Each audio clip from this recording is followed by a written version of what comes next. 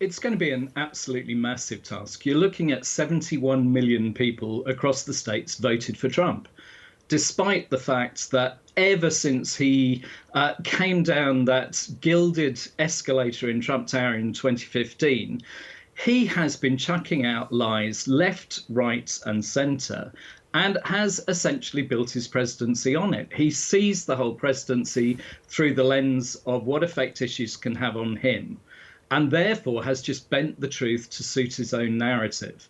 Biden has got to get over that. He's got to, when he takes over in office in January, he has got to find a way to get evidence-based argument back into the daily narrative for Americans. And that's going to be hard because we've had 4 years of Trump making wild accusations left, right, and centre. But to your point, you're right. I mean, 20,000 mistruths or lies since he took office is the tally that has been kept. Over time, that becomes really insidious with how it impacts people trying to assess what the truth is. That's absolutely true. And in whether it's, well, particularly in America, we have very, very polarized media as well. So the media tends to play to one side or the other rather than looking for an objective truth in the middle.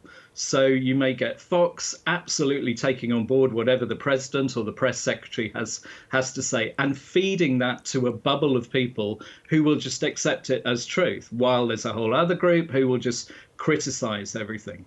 Biden, when he comes in, has to find a way to appeal both to CNN and to Fox and the BBC and to the Australian Broadcasting Corporation.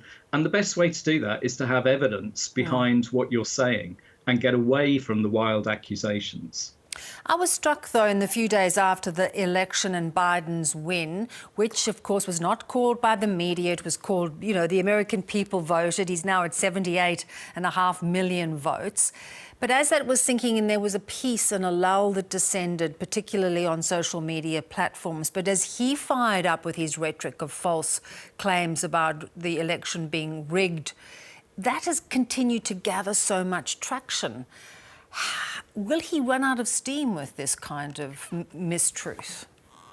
I think what we're already beginning to see is that the narrative has moved on. So before last weekend, 80% of Americans were accepting that Joe Biden will be the next president. The 20% will be difficult, but as the great business communicator Tom Peters said, if you've got 20%, fly on by. Work on the 80. Work on the 80, make sure that they're on board, make sure they understand the message that you have to bring, and then you will pick up many of the 20. Joe Biden is never going to appeal to all of the people all of the time. What he has to do is what he's doing now. Be calm, be sensible, talk about unity, but back that through action. So around coronavirus, Donald Trump actually pretty much did nothing. He used it as a political issue playing to his base. If Biden can be seen to be doing something different that really is appealing to the whole of the American people, not just one group of them, then he'll begin to break down some of these barriers. He also needs to work on the social media companies to stop them being so accepting of these false narratives. Trump should be off Twitter, but he drives millions and millions of people to use that platform every day. Therefore, they're never going to kick him off. Yeah, which is interesting because they had started to be more assertive about putting riders on his tweets and sometimes deleting, deleting some of his tweets. Now that has softened. Have you noticed that they've really toned down some of their clarification around his tweets? But also some of his messaging has changed, even though his narrative is still about a fix and a fraud and a stolen election. He now just is beginning to acknowledge that Biden actually won that election. So even though he may not see it, or his narrative is that it is a damaged process, there is a growing acceptance that he's going to be out of the gates of the White House on January the 20th next year. So I think Twitter will go along with that until he comes out with the harshest falsehoods again. Maybe Facebook is the one that is much more insidious because it carries a lot of conspiracy narratives that's bounced around between millions and millions of different users of that platform. President Obama has done a wide-ranging interview to coincide with his book release. He's not confident it can be turned around for that very reason. he says you can't control the internet and those niche views that can take hold. Does he have a point that that can continue to undermine Biden's ability to rebuild trust? It depends on whether those niche views remain as niche views or whether they begin to become the mainstream.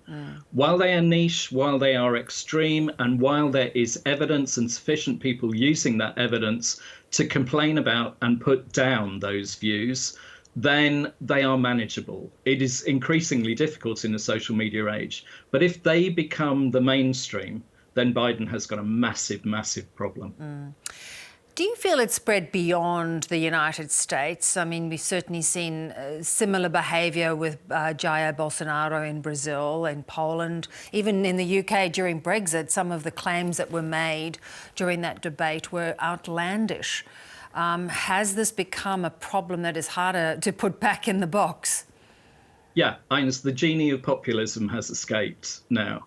Populism is all about making simple claims and then hopefully following on with the solution to that claim, although the solutions tend to be a lot more difficult than the simplicity of the claim. So in my country, it was get Brexit done, oven-ready Brexit, all of these kind of things. We see them from Bolsonaro. We see them from Erdogan in Turkey as well.